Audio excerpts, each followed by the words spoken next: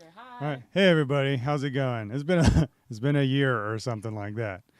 So, cool, we are on. So, just here talking about some stuff that we're going to be doing. Oh, here. Let's go to this video cuz now I'm big. So we're going to be talking about we did a 21-day video game music thing. So we wrote and recorded something every day for 21 days straight. And it was a lot of fun. And so we're going to show you those things. You can listen to them, and we can. We're going to talk about our different composition approaches because they were very different from each other. Anyway, this is my wife Mary. How's it going? Hi guys, how's it going? Yeah, so are we going to listen to the first one and then we'll talk about our differences in composition approaches? All right. When was the last time you heard this one, Mary? Oh my gosh, when did we do this? When did we? July. This was July.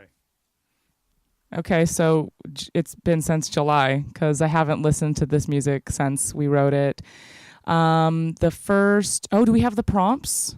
This first prompt, we were going to do a pirate's life for me. So we did like a pirate jig. And so here's what I said about this. Let's go to you as well. Oh, so we're doing mine first? Yeah. Okay. Yeah, so peg leg jig. And because each day of the 21-day video game music challenge, they had different quests. And it was like quest logs, and you had different levels, and you could decide what level you wanted to do. And I think was the pirate jig on the... Was it on the first level? I don't remember. Cool.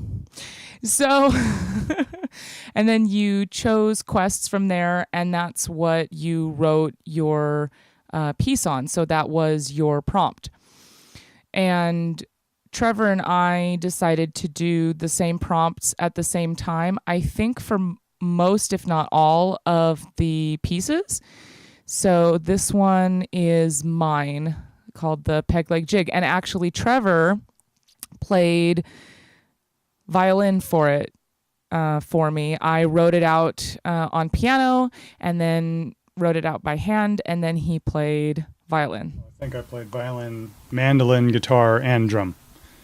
Show off. I did that on both of our stuff for this one, just because it was just going to be easier to do that than like trying to, compose it all out and everything. It was just easier to play it. It was just quicker anyway. And it sounded nice. Sounds cool when you use real stuff, but I mean, like, all this stuff is just really quickly done. Just like hurriedly, like, here, build this shed. Oh, okay. And that's kind of what was going on. Yeah, and it had to be, do you remember it had to be about 30 seconds long. So they're not fully fleshed out compositions. They're just little snippets. And so, yeah.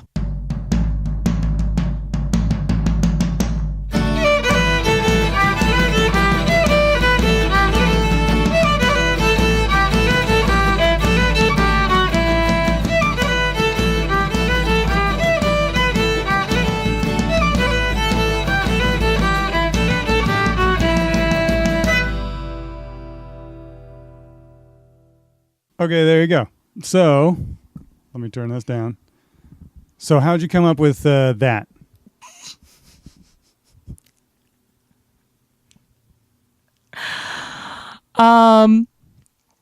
So I'm trying to remember. I know you helped me with this one a little bit. You're trying to go too difficult, right? I'm probably, yeah. I know I did the 1, 2, 3, go principle. Do you want to talk to a little bit about that? 1, 2, 3, go principle is a little composition principle where you do the phrase once, or not the phrase. You do the whichever. It could be a phrase. There could be a motif or something. You do it once, and then you do it again, and then on the third time you kind of take it somewhere else, and you can do that with overall structures too. It's one of those like. It's like fractal. You can make it go out as far as you possibly can to larger and larger structures, which is really cool. Anyway, yeah, that's the 1-2-3-go principle. If you listen to Beethoven's Fifth Symphony on the first movement, it's a really good example of that, plus an additional dovetailing. Yeah, and Trevor told me what chords are in traditional Irish music. Not a lot. No, not a lot. This one was E minor. Let's see. Yeah.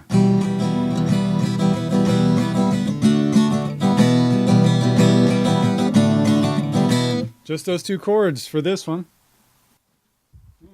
Yeah, so pretty simple. And I do what I usually do, and I just sit down at the piano and played chords with the left hand, and then started picking out something that was that sounded good on the right. Yep. And as far as production goes, really simple. We have tape saturation right here, and it goes through the 2500. This is a compressor. And then we got, this one was easy too because there's so like almost nothing there. So I went ahead and threw on some mastering stuff, and then Span, which is, by the way, if you don't have Span, this is by Voxengo. It's awesome. It's a free plugin, and it's just fantastic. I don't know if the plugins show up. Sometimes they don't. Let's see if it does. No. Yeah. Okay. That's fine. Bird. Okay, so we're done with that one. Let's go to mine. I think this is where I'm supposed to entertain people. Yep. Face dance for me. Yep. Okay, there you go. Same kind of production stuff going on here. It's all very similar stuff. I think, I just wrote this on the guitar because I was like, whatever, and then attempted to play on the violin. But hey, if you're playing on a pirate ship in the 1600s and you're just like a whatever violinist, then I think it works fine. That's what I think. Anyway, let's go ahead and listen to this business.